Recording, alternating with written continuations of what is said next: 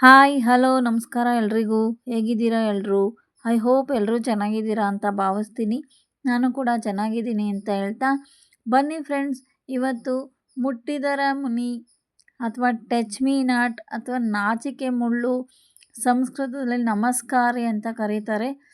ಈ ಎಲ್ಲ ಹೆಸರುಗಳಿಂದ ಕರೆಯಲ್ಪಡುವ ಈ ನಾಚಿಕೆ ಮುಳ್ಳು ಅಥವಾ ಮುಟ್ಟಿದ ಮುನಿ, ಇದರಿಂದ ನಮ್ಗೆ ಆಗ್ತಕ್ಕಂಥ ಲಾಭಗಳು, ಆರೋಗ್ಯ ಲಾಭಗಳೇನು ಅಂತ ತಿಳ್ಕೊಳ್ಳೋಣ ಈ ವಿಡಿಯೋದಲ್ಲಿ. ವಿಡಿಯೋನ ಎಲ್ಲೂ ಸ್ಕಿಪ್ ಮಾಡದೆ ಕೊನೆವರೆಗೂ ನೋಡಿ, ಆವಾಗ ನಿಮಗೆ ಗೊತ್ತಾಗುತ್ತೆ ಅಂತ ಹೇಳ್ತಾ ಬನ್ನಿ ಈ ವಿಡಿಯೋನ ಸ್ಟಾರ್ಟ್ ಮಾಡೋಣ. ಅದಕ್ಕೂ ಮುಂಚೆ ನನ್ನ ಚಾನಲ್ನ ಯಾರು ಸಬ್ಸ್ಕ್ರೈಬ್ ಮಾಡದೆ ನೋಡ್ತಾ ಇದ್ದೀರಾ, ದಯವಿಟ್ಟು ಸಬ್ಸ್ಕ್ರೈಬ್ ಮಾಡಿಕೊಂಡು ಸಪೋರ್ಟ್ ಮಾಡಿ. ವಿಡಿಯೋಗಳ್ನ ಫ್ರೆಂಡ್ಸ್ ಆ್ಯಂಡ್ ಫ್ಯಾಮಿಲಿಗೆ ಶೇರ್ ಮಾಡಿ. ಹೆಲ್ತ್ ವಿಡಿಯೋಗಳಿಗಾಗಿ ನನ್ನ ಚಾನಲ್ನ ಫಾಲೋ ಮಾಡಿ ಅಂತ ಕೇಳ್ಕೊಳ್ತಾ, ಬನ್ನಿ ತಡ ಮಾಡದೆ ವಿಡಿಯೋ ಸ್ಟಾರ್ಟ್ ಮಾಡೋಣ.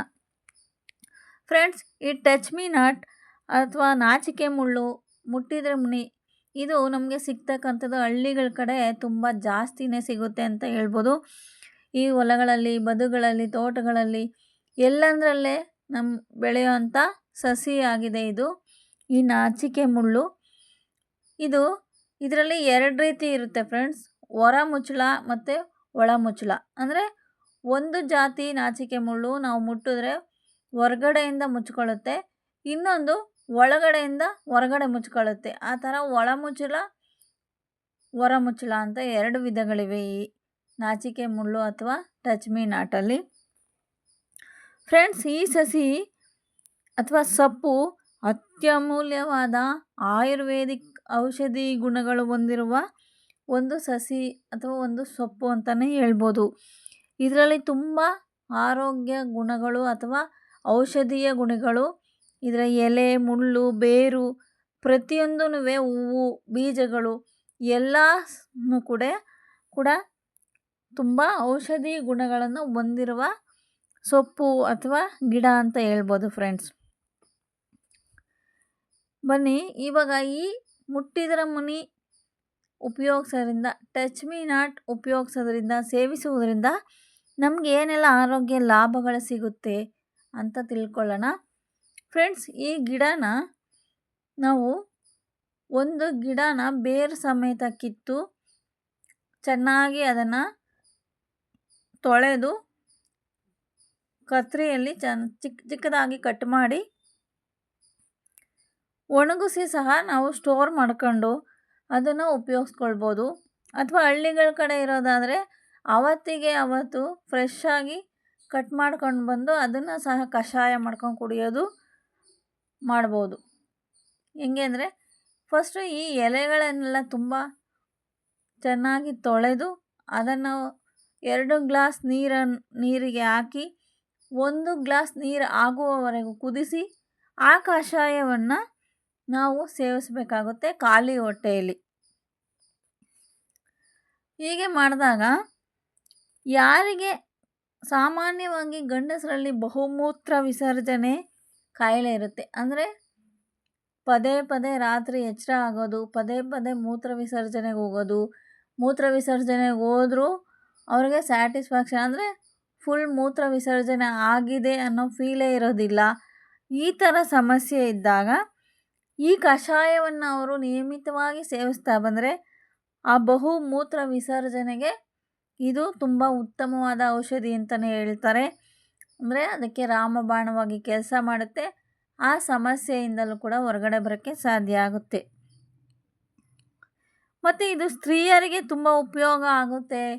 ಯಾವ ರೀತಿ ಅಂತಂದರೆ, ಅವರ ಗರ್ಭಕೋಶಕ್ಕೆ ಸಂಬಂಧಪಟ್ಟ ಕೆಲವು ಸಮಸ್ಯೆಗಳಿಗೆ ಇದು ರಾಮಬಾಣವಾಗಿ ಕೆಲಸ ಮಾಡುತ್ತೆ ಅಂತ ಹೇಳ್ಬೋದು. ಉದಾಹರಣೆಗೆ, ನಮಗೆ ಮುಟ್ಟಾದಾಗ ಅಧಿಕ ರಕ್ತಸ್ರಾವ ಆಗುವ ಮಹಿಳೆಯರು ಈ ಎಲೆಗಳನ್ನು ಚೆನ್ನಾಗಿ ತೊಳೆದು ಜಜ್ಜಿ ರಸ ತೆಗೆದು ಬೆಳಗ್ಗೆ ಸಂಜೆ ಸೇವಿಸೋದ್ರಿಂದ ರಕ್ತಸ್ರಾವ ಕಡಿಮೆ ಆಗುತ್ತದೆ, ಅಂದರೆ ನಿಲ್ಲುತ್ತದೆ. ಏಕೆಂದರೆ ಫ್ರೆಂಡ್ಸ್, ಇದರಲ್ಲಿ ಹಾರ್ಮೋನ್ಸ್ ಬ್ಯಾಲೆನ್ಸ್ ಮಾಡೋ ಗುಣ ಇರುತ್ತೆ ಈ ಸೊಪ್ಪಿನಲ್ಲಿ. ಸೊ ದಟ್ ಅದು ರಕ್ತಸ್ರಾವವನ್ನು ನಿಲ್ಲಿಸೋದಕ್ಕೆ ಅಥವಾ ಕಡಿಮೆ ಮಾಡೋದಕ್ಕೆ ಸಾಧ್ಯ ಆಗುತ್ತೆ. ಕೆಲವು ಹೆಣ್ಮಕ್ಳಿಗೆ ಗರ್ಭಚೀಲ ಜಾರುತ್ತೆ ಅಂತ ಅದೊಂದು ಪ್ರಾಬ್ಲಮ್ ಇರುತ್ತೆ. ಅಂಥ ಸಮಯದಲ್ಲೂ ಸಹ, ಅಂದರೆ ಪ್ರಾರಂಭಿಕ ಹಂತದಲ್ಲಿ ಈ ಸೊಪ್ಪು ನಮಗೆ ಸಹಾಯ ಮಾಡುತ್ತೆ. ಇದನ್ನು ಗಿಡವನ್ನು ಅರೆದು ಹೊರಬಂದಿರುವ ಗರ್ಭಕೋಶದ ಜಾಗಕ್ಕೆ ಹಚ್ಚಿದರೆ ಅದಕ್ಕೆ ಉತ್ತಮ ಪರಿಹಾರ ಅಂತ ಹೇಳ್ತಾರೆ. ಮತ್ತು ಮಕ್ಕಳು ಸಾಮಾನ್ಯವಾಗಿ ಆಡಬೇಕಾದ್ರೆ ಬಿದ್ದು ಗಾಯಗಳನ್ನ ಮಾಡ್ಕೊಳ್ಳೋದು ಸಾಮಾನ್ಯ ಆಗಿರುತ್ತಲ್ಲ ಫ್ರೆಂಡ್ಸ್. ಆ ಸಮಯದಲ್ಲೂ ಸಹ ಗಾಯಗಳಿಗೆ ಅಥವಾ ಗಾಯದಲ್ಲಿ ಬರುವ ರಕ್ತಸ್ರಾವ ನಿಲ್ಲಿಸೋದಕ್ಕೆ ಈ ಸೊಪ್ಪು ನಮಗೆ ಸಹಾಯ ಮಾಡುತ್ತೆ ಅಂತಲೇ ಹೇಳ್ಬೋದು. ಅಷ್ಟೇ ಅಲ್ಲ, ಮಕ್ಕಳ ಜಂತು ಹುಳುಗಳು ಕರಳಲ್ಲಿರುವ ಜಂತು ಹುಳುಗಳಿಗೂ ಈ ಸೊಪ್ಪಿನ ರಸವನ್ನು ಖಾಲಿ ಹೊಟ್ಟೆಯಲ್ಲಿ ಕುಡಿಸುವುದರಿಂದ, ಅಂದರೆ ಚಿಕ್ಕ ಮಕ್ಕಳಾದರೆ ಸ್ವಲ್ಪ 1/4 ಸ್ಪೂನು, ದೊಡ್ಡವರಾದರೆ 5 ml ವರೆಗೂ ರಸವನ್ನು ಕುಡಿಸ್ಬೋದು. ಆ ಕುಡಿಸೋದ್ರಿಂದ ಜಂತು ಹುಳು ಕೂಡ ನಾಶ ಆಗೋದಕ್ಕೆ, ನಿವಾರಣೆ ಆಗೋದಕ್ಕೆ ಸಾಧ್ಯ ಆಗುತ್ತೆ. ಮತ್ತು ಕರುಳು ಮತ್ತು ಹೊಟ್ಟೆ ಶುದ್ಧೀಕರಿಸೋದಕ್ಕೆ ಈ ಸೊಪ್ಪಿನ ಕಷಾಯ ಕುಡಿಯೋದು ತುಂಬ ಒಳ್ಳೆಯದು. ಅಷ್ಟೇ ಅಲ್ಲ ಫ್ರೆಂಡ್ಸ್, ಮೂತ್ರಕೋಶದ ಕಲ್ಲು ಅಂದರೆ ಕಿಡ್ನಿ ಸ್ಟೋನ್, ಆ ಪ್ರಾಬ್ಲಮ್ಗೂ ಕೂಡ ಈ ಸೊಪ್ಪು ಕಷಾಯ ನಮಗೆ ಕೆಲಸಕ್ಕೆ ಬರುತ್ತೆ ಅಂತ ಹೇಳ್ತಾರೆ. ಅಷ್ಟೇ ಸೊಪ್ಪು ಇದೆ, ಬೇರು ಇಷ್ಟೇ ಅಲ್ಲ, ಅದರ ಬೀಜಗಳನ್ನು ಸಹ ನಾವು ಆರೋಗ್ಯವಾಗಿ ಲಾಭ ಮಾಡ್ಕೋಬೋದು ಅಂತ ಹೇಳ್ಬೋದು.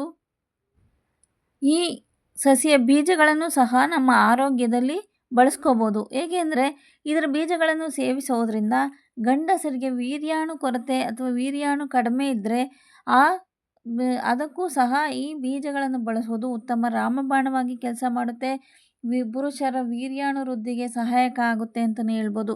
ಮತ್ತು ಶರೀರದ ಯಾವುದೇ ಭಾಗದಲ್ಲಿ ಬಾವು ಇದ್ದರೆ, ಊತ ಇದ್ದರೆ ಈ ಸೊಪ್ಪಿನ ರಸವನ್ನು ಅಥವಾ ಪೇಸ್ಟನ್ನು ಆ ಬಾವು ಇರೋ ಕಡೆ ಹಚ್ಚಿದ್ರೆ ಬಾವು ಕೂಡ ಕಡಿಮೆ ಆಗೋದಕ್ಕೆ ಸಾಧ್ಯ ಆಗುತ್ತೆ.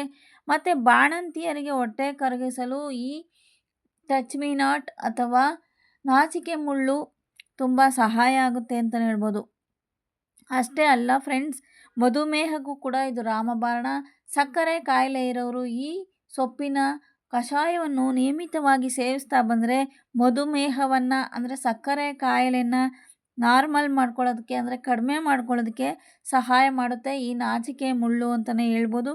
ಅಷ್ಟೇ ಅಲ್ಲ, ಚರ್ಮದ ಸಮಸ್ಯೆ, ಚರ್ಮಕ್ಕೆ ಸಂಬಂಧಿಸಿದ ಸಮಸ್ಯೆಗೂ ಕೂಡ ಇದು ಉತ್ತಮ ರಾಮಬಾಣವಾಗಿ ಕೆಲಸ ಮಾಡುತ್ತೆ.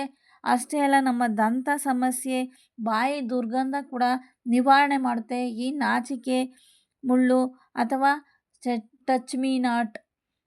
ನೋಡಿದ್ರಲ್ಲ, ಹಳ್ಳಿಗಳ ಕಡೆ ಯಾರಿಗೂ ಬೇಡದೇ ಇದ್ರೂ ಬೆಳೆಯುವಂಥ ಈ ಸಸಿಯಿಂದ ನಮಗೆ ಎಷ್ಟೊಂದು ಆರೋಗ್ಯ ಲಾಭಗಳಿವೆ ಅಂತ.